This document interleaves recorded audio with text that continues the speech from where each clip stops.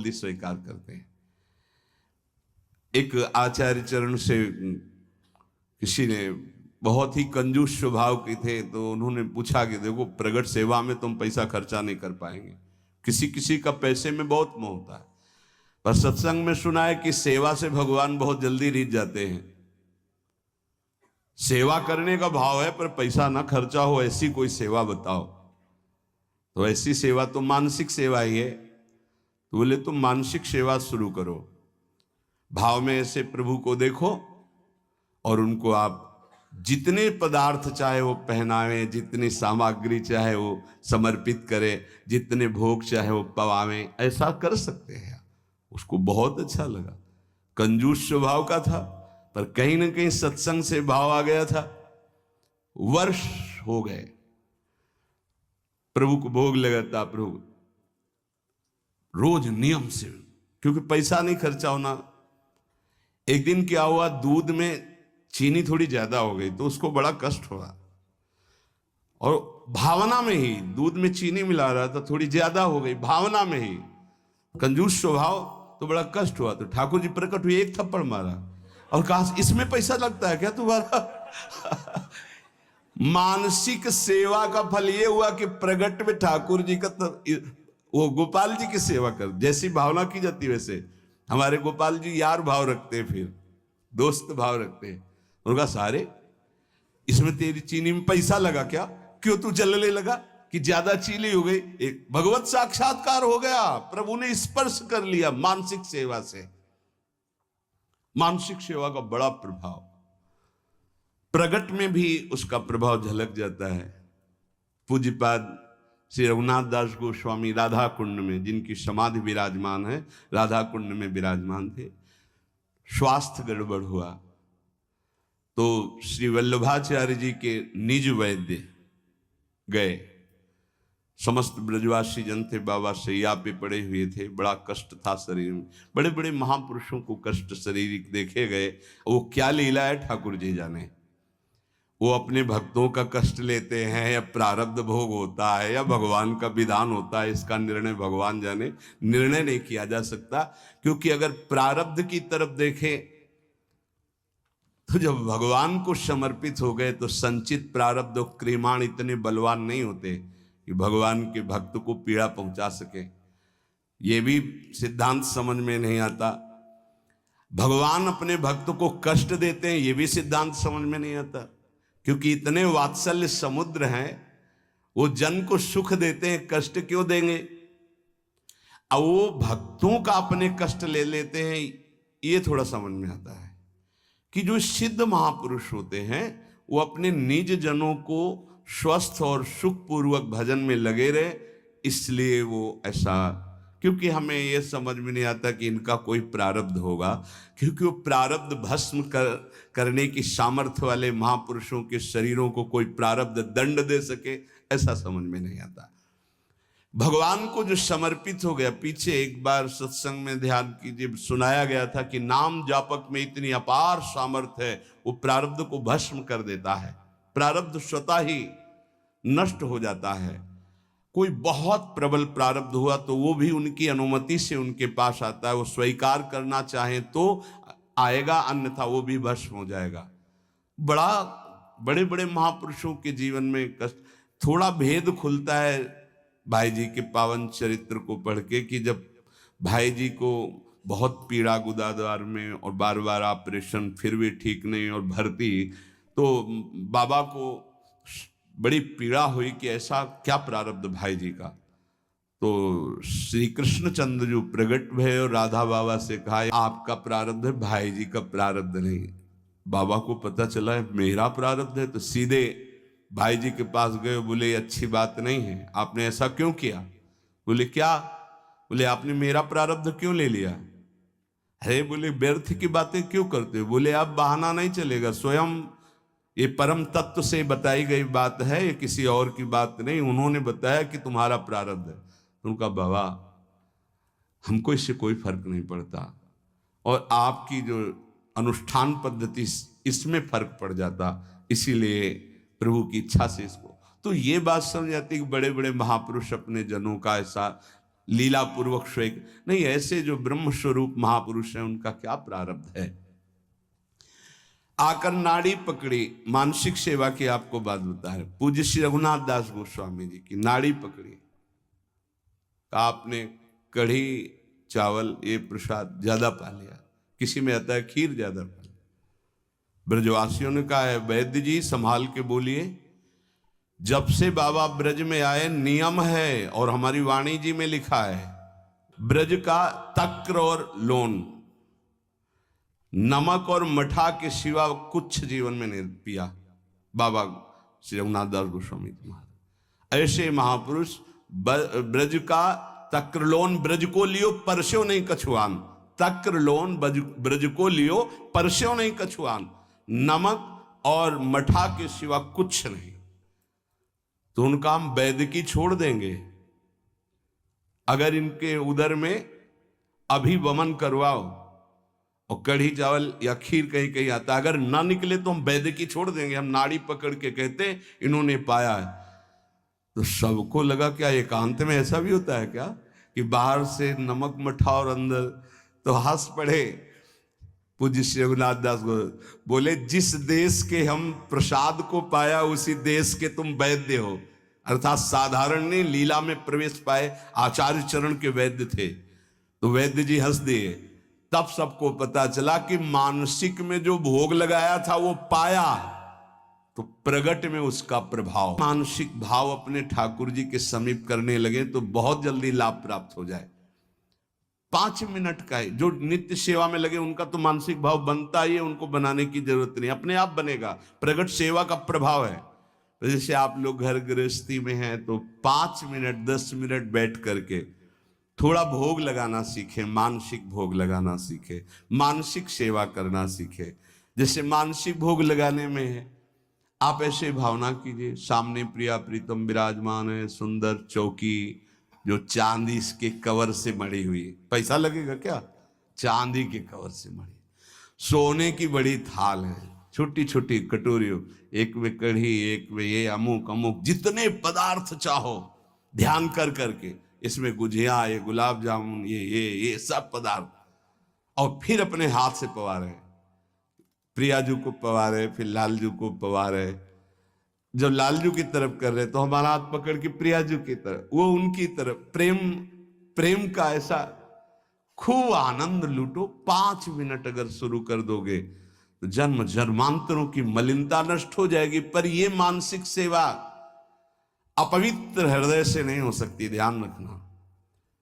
तुमको सूक्ष्म बात बता रहे हैं, अगर आप अपवित्र हृदय वाले हो तो तत्काल आपके मानसिक में ही मन गंदी बातें फेंक देगा, इष्ट के प्रति फेंक देगा। आप घबरा मत जाना। ये कई प्रश्न ऐसे एकांत में किए गए, इसलिए बहुत सावधान।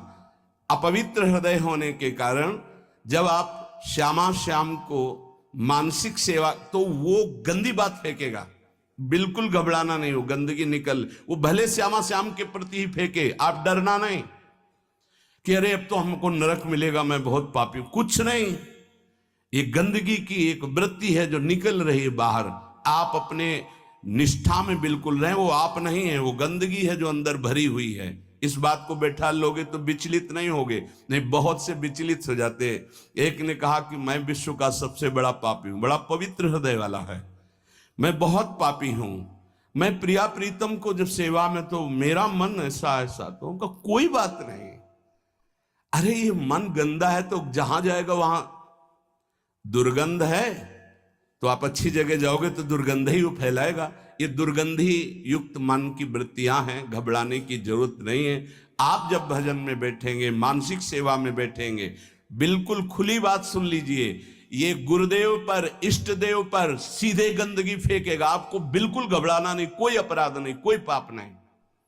आप अपनी सेवा में, बहुत गंदा है ये, आप भोग लगाओगे वहीं वो गंदी बात रखेगा, वहीं गंदगी फैला देगा, वो भोग लगाने ही नहीं देगा। आप देखना, अगर आपका हृदय मलिन है, अभी पवित्र नहीं हुआ, तो ये उपद्रव रच देगा। आपको बिल्कुल नहीं घबराना, बार बार शांत होना है। आपको बार बार वही अपनी चेष्टा करनी, मैं भोग लगा रहा हूं प्रिया प्रीतम, नाम जप और वाणी गायन से हृदय बहुत जल्दी पवित्र होता है। अगर आपका आहार अशुद्ध है, गंदा भोजन, गंदा पेय, गंदा संग, गंदे आचरण, तो आप कर ही नहीं सकते, 5 मिनट नहीं कर सकते। ध्यान रखना, पहले आहार अपना शुद्ध कर लो। ये गंदे पेय जैसे शराब आदि है, मांस आदि है, ये सब गंदे हैं, इनको खाने से हृदय मलिन हो जाता है। एक बार कदम गंदगी से निकाल दिए तो दोबारा भाइयों मत रखना, क्योंकि ये जीवन बड़ा अमूल्य है। हृदय गंदा हुआ तो एक बार चढ़कर परमार्थ की तरफ से उतरने पर दोबारा चढ़ने का रास्ता ये माया नहीं देती। बहुत सावधान। 5 मिनट में तुम्हें जो प्राप्त होगा 24 घंटे साधन करने पर नहीं प्राप्त होगा। ध्यान रखना, इतना प्रभाव है मानसिक सेवा का। इसलिए कभी हम मानसिक सेवा का आदेश नहीं करते कि घबरा जाओगे, मन गंदगी फेंकेगा। आप प्रगट सेवा में लगे तो मानसिक सेवा में प्रवेश हो। पर हम फिर लगने लगा कि साहस बनाना चाहिए। 5 मिनट आप ऐसा करें, जैसे अपने लोग जब एकांत शांत समय होता है तो शांत बैठ गए और सेवा प्रारंभ हो गई।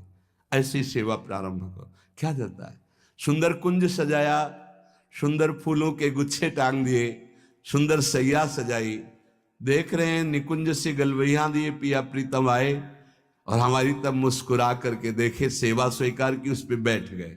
अब जो मन आवे सो करो, मन आवे नाचो, मन आवे गावे, मन आवे भोग लगाओ, मन आवे उनको उनकी लीला सुना रहे, उनका श्रृंगार कर रहे हैं, उनके आगे नृत्य कर रहे हैं, गा रहे। देखना, अगर रोना ना आ जाए तो कहना, आनंद की उमगन आ जाएगी। 1 पैसा नहीं लगता इसमें। और प्रगट सेवा का सही माने में फल आएगा तो मानसिक सेवा सिद्ध हो जाएगी। फिर आपको ऐसा नहीं लगेगा मैं भावना कर रहा हूं, साक्षात दिखाई देंगे प्रिया प्रीतम आ रहे।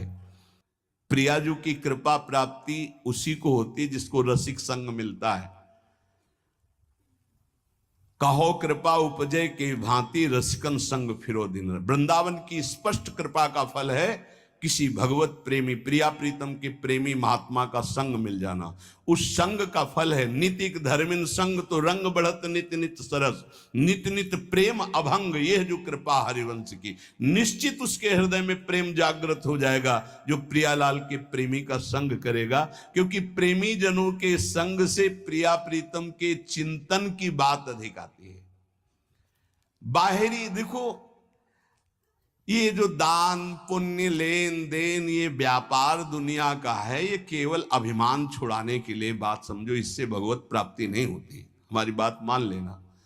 तुमने जो मैंपन रखा है भोगों में, शरीर में, नाना प्रकार के विषयों में, संपत्ति में, उस मैंपन को छुड़ाने के लिए शास्त्राज्ञा।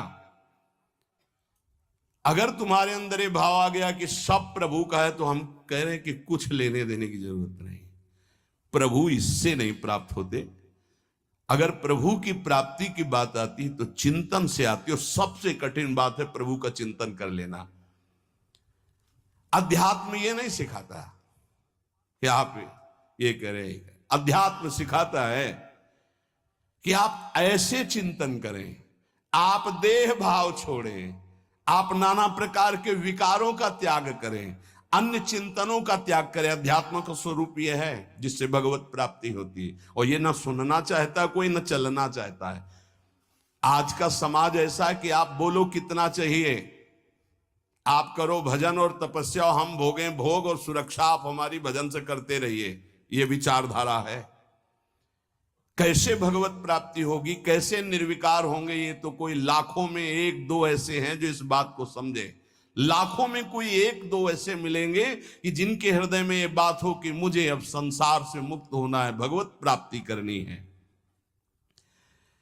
इस जगत का, शरीर का चिंतन छूट जाए और श्यामा श्याम का केवल चिंतन रह जाए, यही नाम है भक्ति, यही नाम है प्रेम लक्षणा भक्ति का। आपका चिंतन केवल प्रियालाल का ही हो, नाम का, रूप का, लीला का, धाम का। और ये तभी हो सकता है जब ये बातें आपके जीवन में हो। गुरु का अंग। 1 हफ्ते पहले एक मिसिंग कंप्लेन आई थी। रोज की तरह वो काम पर थी और वापस नहीं लौटी। उसके कौन रिकॉर्ड से पहुंचे? सब लापता।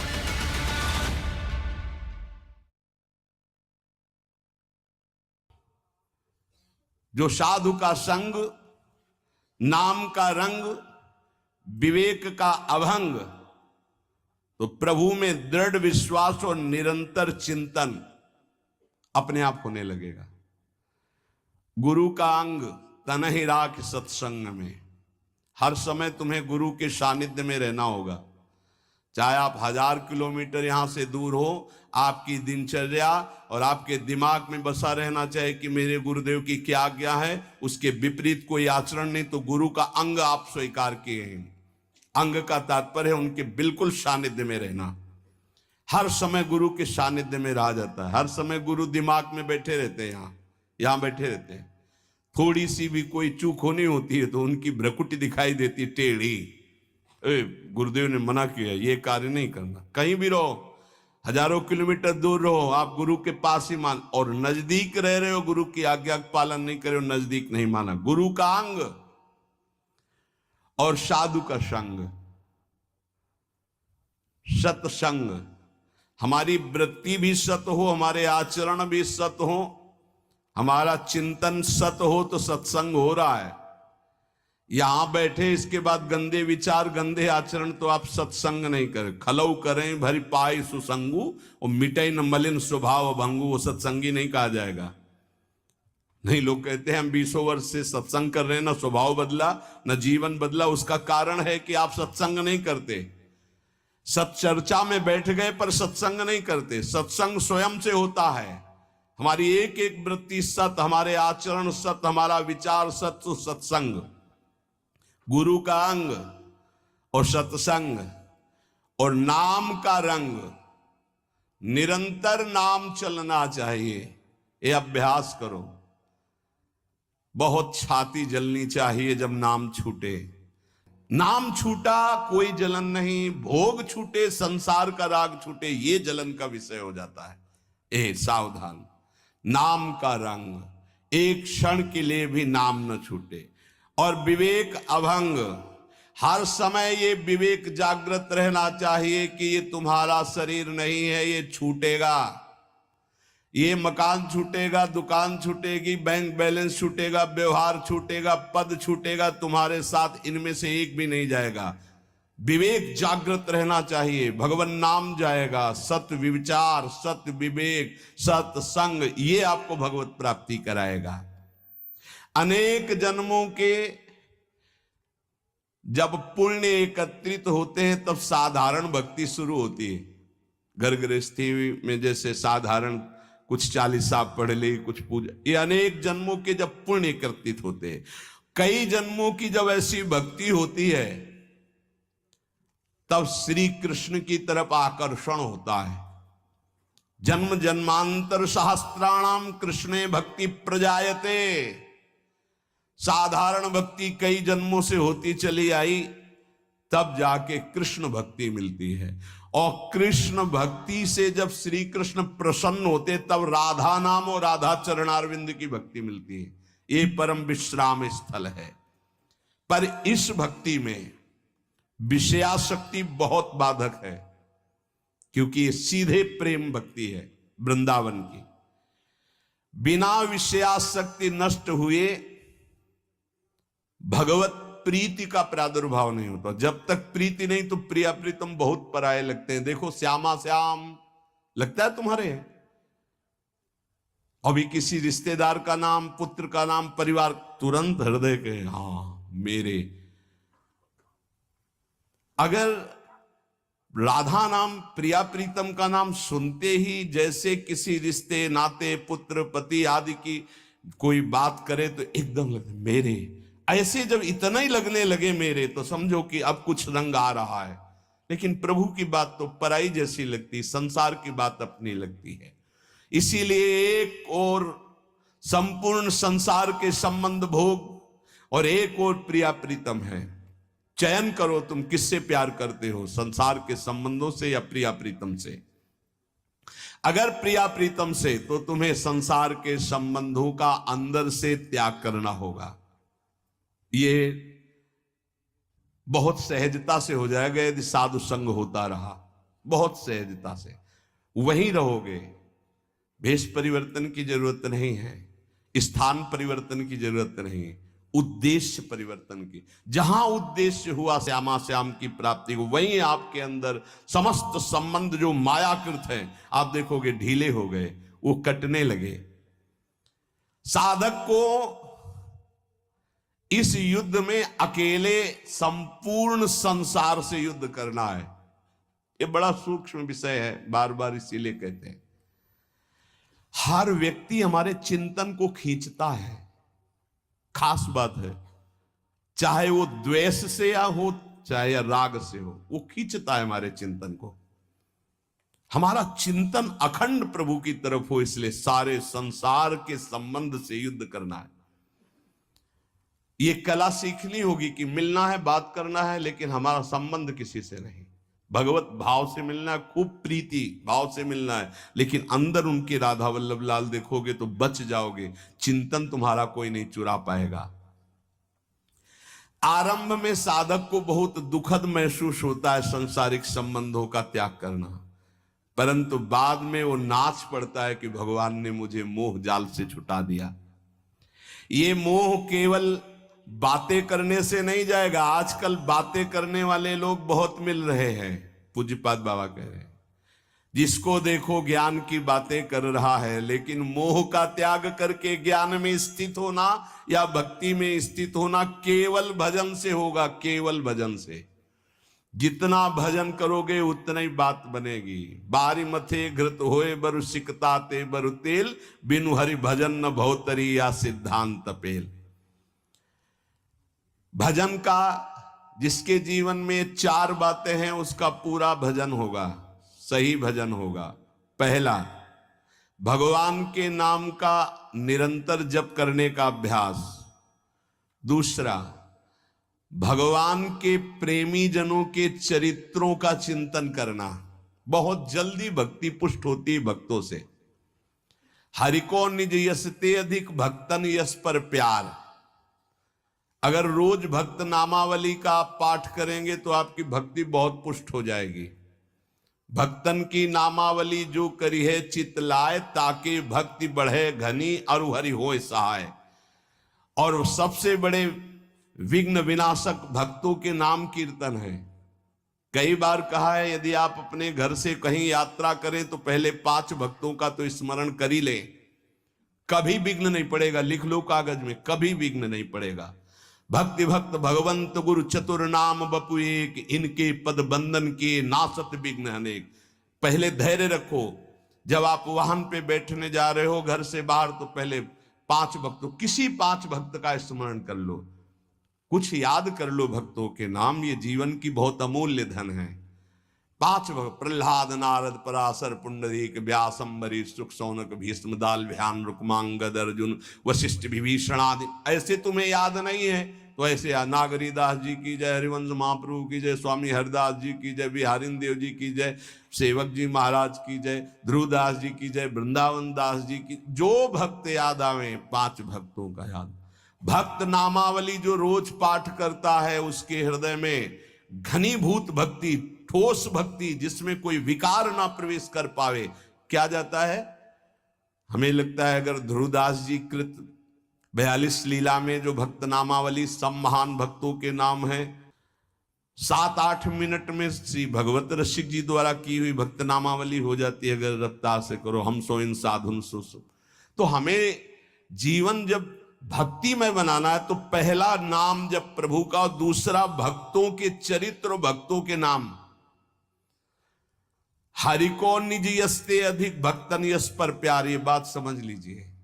कुछ भक्तों की नामावली सबको रोज करनी चाहिए। अपने यहां भगवत कृपा से श्रृंगार के बाद रोज होती भक्त नामावली, सबको करना चाहिए। अगर बड़ी नामावली करनी हो तो ध्रुवदास जी का, छोटी नामावली तो भगवत रसिक जी ने 7-8 मिनट में हो जाती है। तीसरा, अपने आराध्य देव को ध्यान में रखते हुए चलना फिरना, उठना बैठना। ये जो बिहारी जी का रूप है, जो राधा वल्लभ जी का रूप है, राधा रमण जी का रूप है, ये किसी मूर्तिकार ने नहीं बनाया, स्वयं प्रभु प्रकट हुए हैं प्रिया प्रीतम से। बार बार आदेश भी आचार्य चरण कहते हैं, राधा वल्लभ लाल को हृदय ध्यान मुख नाम। तो ये छवि विराजमान कर लो अपने मानस पटल पर। राधा वल्लभ जी को बार बार देखो और फिर वो आप मानस पटल पे विराजमान करो। तीसरा, अपने इष्ट का ध्यान करने का अभ्यास। और चौथा, जो आपने उपदेश सुने हैं वैसे चलने के बाद सच्ची मानिए, थोड़ी देर आपको बुरा लगेगा, जो मन है वो आपका बुरा महसूस करेगा संतों की बात को, पर यदि आप मान जाओगे तो प्यारे निहाल हो जाओगे। बिल्कुल आपके ही लिए केवल बात होती है, केवल आपके लिए होती है। उस समय आपको जरूरी लगता है कि हमारे मनोवृत्ति में बाधा क्यों पहुंचा रहे हैं, हम जैसा चाहें वैसा कर सकते, नहीं कर सकते। तुम जैसा चाहो वैसा कोई नहीं कर सकता, क्योंकि सब स्वतंत्र नहीं, ईश्वर है, सबके ऊपर ईश्वर। फिर आप तो गुरु को बिके हुए हो। अगर आप भगवत चरणारविंद के शरणागत हो, आप बिके हुए हो, आपका अधिकार का है। आपको कहा जाए खड़े रहो, यही तो वहीं खड़े रहो, तब आपकी शोभा है। अरे क्यों खड़े रहे, हम चले गए, ये आपकी शोभा, ये समर्पण की शोभा नहीं। समर्पण की शोभा तो वही है कि जो आदेश किया जाए उससे। चौथी बात है, जो शास्त्र आज्ञा, गुरु आज्ञा, संत आज्ञा हुई उसके अनुसार जीवन चलावे। प्रभु से मन जोड़ना है और संसार शरीर से मन को हटाना है। वो बड़े भाग्यशाली जन हैं जो विषयों से मन को हटाकर प्रभु में जोड़ते हैं। बड़े कृपालु प्रभु हैं। देखो, ज्यादा हट करोगे कि हमें भोग चाहिए तो हरि गुरु दे देंगे, हमारी बात मानना।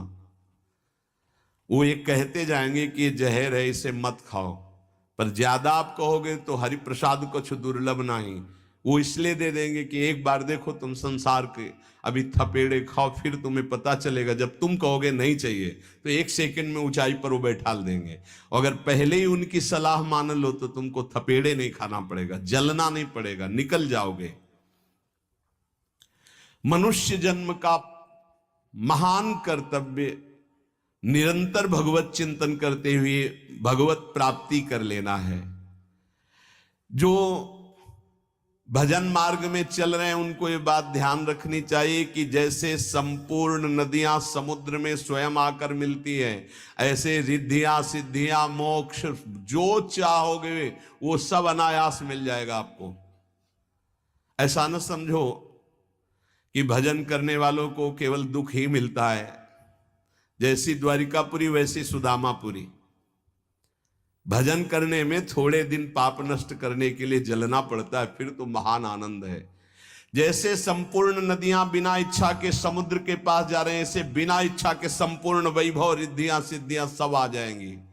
आप भजन को न छोड़ें। जैसे गंगा जी में मिलकर के सब कुछ गंगाजल हो जाता है, ऐसे ही आपका सब कुछ, मन, बुद्धि, देह, चित्त, सब भगवत स्वरूप हो जाएगा। जिस समय भगवत चिंतन करते करते तदाकार वृत्ति हुई, शरीर भी परिवर्तित हो जाता है। देखो, दूसरा शरीरधारी कीड़ा दूसरी जाति का दूसरे शरीर का लाके भृंगी अपने घरौंदे में पैक करता है और उसको ऐसे डंक मारता है और भन, वो उसका भयवश चिंतन करते करते उसी शरीर से भृंगी कीड़ा बन जाता है। तो तुम प्रेम से चिंतन करते करते अगर भगवदाकार हो गए तो तुम्हारा देह भी ब्रह्म स्वरूप हो जाता है। जो भगवत प्रेमी महात्मा है उनका शरीर चिदानंद में होता है, पांच भौतिक भाव खत्म हो जाता है, उनका शरीर भी ब्रह्म स्वरूप हो जाता है। ये बात श्रद्धाहीन तर्कवादियों को समझ में नहीं आएगी, ये श्रद्धावान को समझ में आएगी कि शरीर भी ब्रह्म रूप हो जाता है। अतः निरंतर नाम जप के अभ्यास बल से राग द्वेष रहित होकर के विधि निषेध रूपी भवसागर से पार हो जाओ। लोग पूछते हैं कि हमें भगवान कैसे मिलेंगे, हम पूछते हैं कि ईमानदारी से भगवान को चाहते हो तुम कि मिलना। एक दिन एकांतिक में ऐसे कहा था कि अगर सच्चाई से वृंदावन में बैठे हो, कहा जाए कि अभी तुमको वैकुंठ ले चलते हैं, तुम्हारा शरीर छोड़ना होगा, मरना होगा तुमको, अभी चलो, कहे तैयार होंगे। बहुत भगत होंगे, श्रद्धावान होंगे तो कहेंगे एक हफ्ते, एक महीने का समय दे दीजिए, घर में पूरी लिखा पढ़ी करके सब आ जाएंगे, फिर आप ले चलो। प्रेमी तो मरकर भगवत मार्ग में चलता है, उसका किसी से कोई आंतरिक राग नहीं होता। बाबा कह रहे कौन चाहता है भगवान से मिलना? मिलने की, जिसके अंदर चाहत पैदा हो गई उसको ये 5 चीजें अच्छी नहीं लगती। विषय भोग, निद्रा, हंसी, जगत प्रीति, बहुबात। अगर ये अच्छा लग रहा है तो नाटक कर रहे हो, मिलने की चाह पैदा नहीं हुई है।